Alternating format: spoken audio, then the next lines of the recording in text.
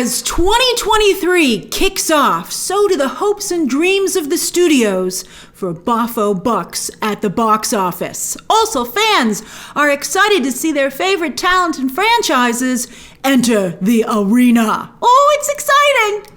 How many of these movies will join the $1 billion club? What are the sure things, the wild cards, and the likely stinkeroos?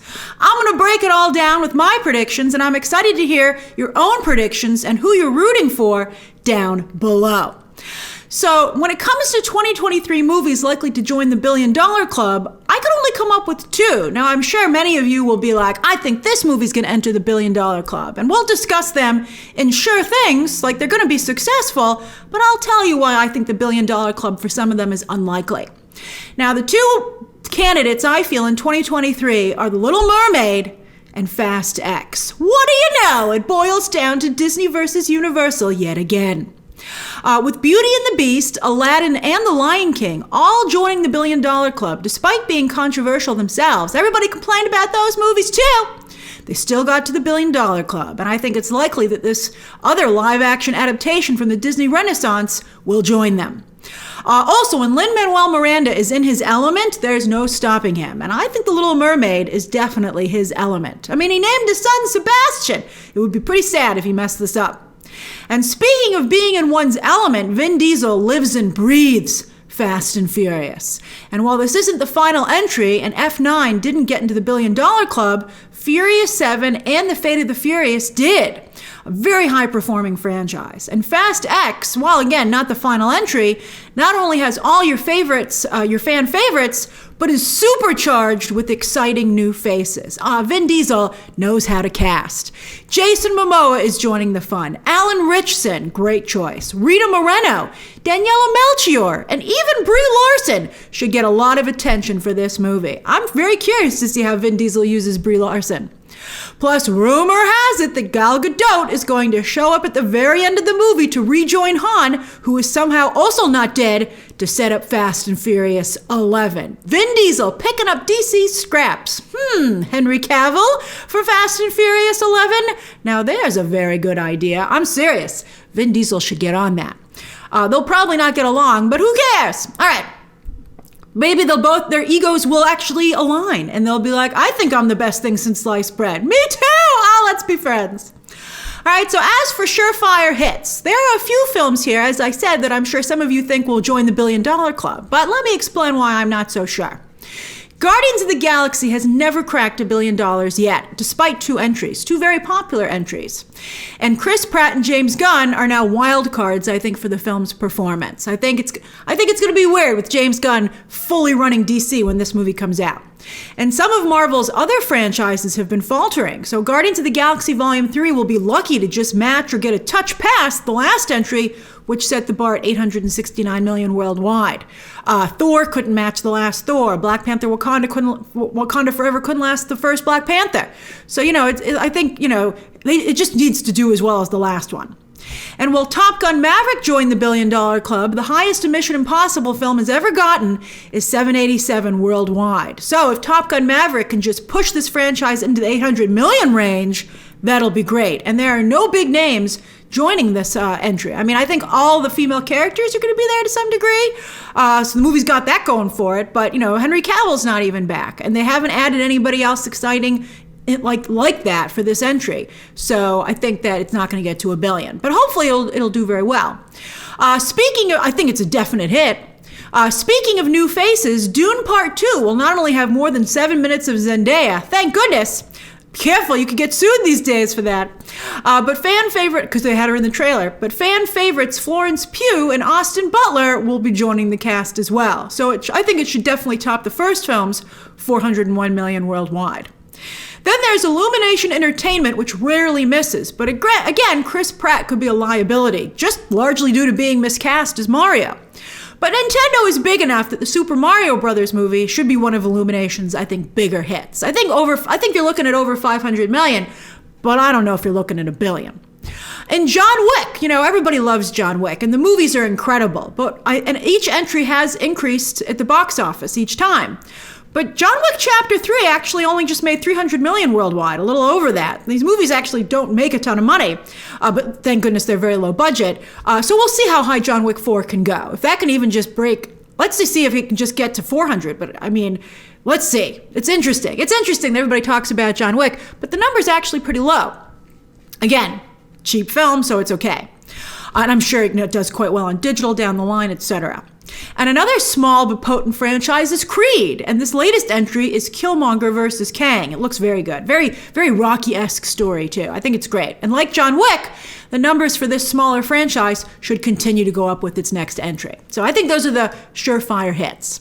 Now, as for wild cards, sure, Quantumania features Kang, but the first two Ant-Man movies are some of Marvel's lowest grossing. And as I've been saying, a Marvel movie needs to clear $800 million these days to be considered okay, which means Ant-Man 3 has to make a big jump from Ant-Man 2. Forget $1 billion. I mean, it just has to try and get to $800 million. And that's assuming Peyton Reed steps up his game this time. So you're not just dealing with the character not being as popular.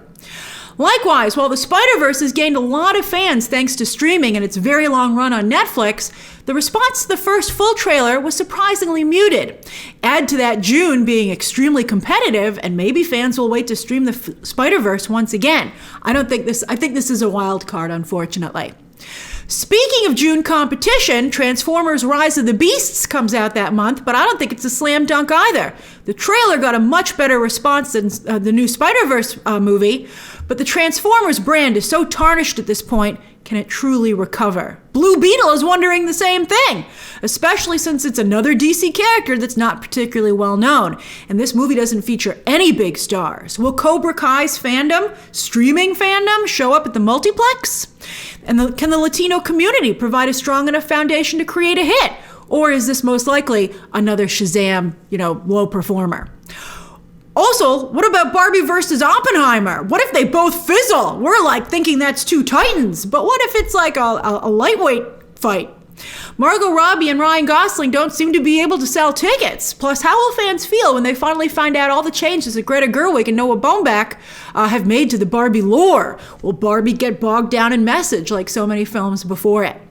Then with Oppenheimer, it might be Nolan, once again, gunning for that Oscar. But when he guns for the Oscar, his box office comes down. And ironically, in a movie about the creation of the atom bomb, Nolan finds himself in a cold war with his former studio, Warner Brothers, who put Barbie against this movie because they now hate each other. But anyway, our audience is really going to want to see a movie that explores the terrors of the atom bomb in the middle of what's supposed to be a fun summer movie blockbuster season. Hey, you want to see how an atom bomb works and is likely going to destroy civilization? You're like, I don't know, man. I mean, the diehards will show up, but how many is that? Plus, while the movie has an impressive cast, Cillian Murphy is front and center, and he's never starred in a hit movie. I think he's going to make it a tougher sell. Other wild cards are Paramount's Dungeons & Dragons. The trailer was surprisingly fun, speaking of fun. But are they too late to the Dungeons & Dragons party? Everyone's done Dungeons & Dragons at this point. And speaking of too late, are the Chris Pine-assance and the Hugh Grant-assance already over? Can Sony make a dent in Universal's lock on the dino market with 65? Or is the film just too low budget? I suspect it might be. Will Wish, another fairy tale, turn things around for Disney Animation, or are they going to dig themselves deeper after Strange World? And while Timothée Chalamet is the star of Dune, and Paul King enchanted critics and audiences alike with his Paddington movies, Chalamet's star power has faltered a bit after Bones and All failed to connect at the box office, or with critics, or with awards. And while those Paddington movies, by the way, didn't make a lot of money, so Wonka, those songs better be good. And then finally, Universal has a whole deck of wild cards in 2023. Wow, they're like, woo, let's deal them out. With Megan, M. Night Shyamalan's Knock at the Cabin, Cocaine Bear, and Renfield, with Nicolas Cage and Nicholas Hoult. Some of those are bound to hit, right? Although, of course, Universal's teed things up beautifully if you saw our discussion in the overall 2022 box office video about how they can, in 17 days, send these to digital if necessary, and then eventually down to Peacock. So they're a well-oiled machine over there. And if these don't hit in theaters, I think they'll be streaming hits. Or digital hits, digital. And then, you can maybe watch it on Peacock if you haven't watched it by then. Finally, how about the likely flops? All right, so I think there are actually quite a few of these, unfortunately.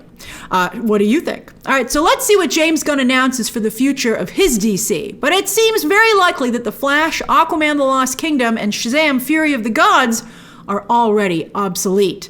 No matter the amazing audience scores they might have gotten in test screenings, promised Super Bowl spots, or maybe giving them the 3D treatment. If DC is rebooting, only diehard DC fans are going to pay to see these movies in theaters. And clearly there aren't a lot of diehard DC fans, or DC wouldn't be rebooting. And after a rough start with West Side Story, I don't think 2023 is going to be a great round 2 for Rachel Zegler. There's Shazam, which I think isn't going to work out, and the Hunger Games prequel that nobody asked for. At least she's already filmed Snow White for Disney, so she's got that going for her. And Disney, who will be all over the board in 2023, has a couple of likely flops themselves. The Marvels. I respect bold creative swings, and I'm sure there are some people who will absolutely adore this movie. But big, bold creative swings involve risk, and I think this one is going to be a She-Hulk movie-level implosion. Like She-Hulk, but at a movie level. And that is going to be quite the implosion. Indiana Jones and the Dial of Destiny. I hope I'm wrong about this one, but the title just doesn't sound right? And the debut trailer not only didn't land, but we're all so scared about what Kathleen Kennedy is going to do with the Phoebe Waller-Bridge character. If she does what we think she's going to do, this movie will be an epic failure. It's going to get trolled so hard, and I would dare say would deserve it if that's the route they decide to go. As for Haunted Mansion, while this seemed like a great idea at first, the movie now finds itself haunted by scandal-plagued stars Tiffany Haddish and Jared Leto. I can't believe they're both in this movie. And releasing in August? What's that about? Is that so that it can be ready to go to Disney Plus by the time Halloween hits? Why don't you have it in theaters for Halloween? Or just dump it on Disney Plus to begin with, which I think they could potentially still do. And we're all shocked that Disney Fox greenlit another Kenneth Branagh Hercule Poirot film, this time A Haunting in Venice. With the exception of Michelle Yeoh, this cast is pretty mid. Sorry, Tina Fey, but you call this an all-star cast? I wouldn't say that. And with Knives Out and White Lotus, I don't think there's room in pop culture for yet another glamorous murder mystery franchise. And this one's going to get the boot because Knives Out and White Lotus are fabulous. Then finally, I'm sorry to say I'm worried about the new Scream movie. Even though Jenna Ortega has become a huge star thanks to Wednesday, is Scream really Scream without not just Neve Campbell, but no David Arquette? That's dumb. That's real dumb. And while Courtney Cox and now Hayden Panettiere are back, neither of them were in the teaser trailer, so how big are their roles in the actual film? We're not even still in Woodsboro anymore, with the slicing, dicing, and movie trivia being moved across the country to the East Coast, New York City specifically, in an urban metropolis instead of the suburbs.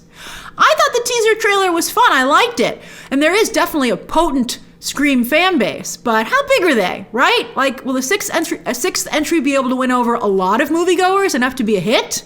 Especially in March, where it's going up against the crowded spring break slate. So what do you think will be the hits and misses of 2023? What are the wild cards? What movies do you think are likely, not the ones you would like to join, but the ones you think could actually join the $1 billion club? Be reasonable. All right, share or don't, fan out. It'll be fun. All right, share your thoughts down below, subscribe today, and of course, as always, you can check out some more videos right now.